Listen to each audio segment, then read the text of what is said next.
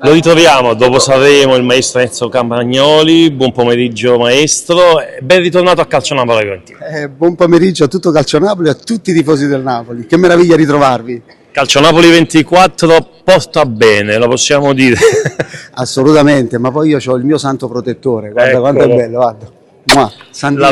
L'abbiamo mostrato durante le nostre dirette e ha portato bene assolutamente. Lo so, ma Napoli è sempre stata con me in tutti i miei festival di Sanremo, ne ho fatti 20, questo era il 20° e io nei miei festival, quelli di Baudo degli anni 90, avevo sotto gli strumenti il computer aperto e mi guardavo la partita del Napoli, quindi è un legame indissolubile che dura da sempre, da quando praticamente ho cominciato a dare i primi calci al pallone e a dare le prime note al pianoforte, quindi è stato sempre un amore condiviso.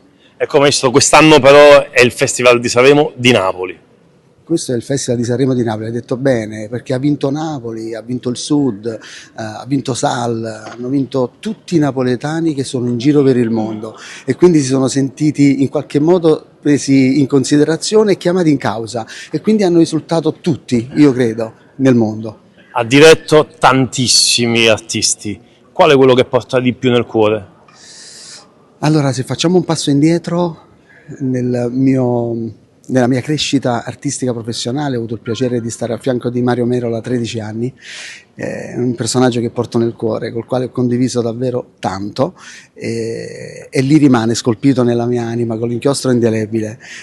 Poi ho avuto il piacere di dirigere veramente tanti artisti, anche qui al Maschio Angioino, se citiamo il grande Pino Moris che organizzava il Napoli l'anno dopo, Duccio Dalla, voglio dire, ma veramente sono passati tutti. A Sanremo ho avuto il piacere di dirigere Clementino, Michele Bravi, Dolce Nera, Elettra Lamborghini, Orietta Berti, che posso dire Tony F, Giorgia l'anno scorso e quest'anno D'Argent Amico, Elettra Lamborghini per la seconda volta, D'Argent Amico per la terza volta e poi è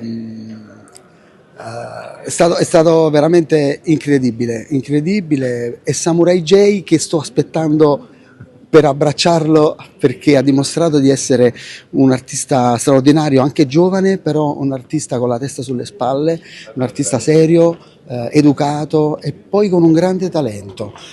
Basta pensare che lui è primo in classifica in tutte le classifiche, da Spotify ad Apple Music, dappertutto, è primo in classifica e se lo merita perché è un ragazzo che farà veramente tanta strada.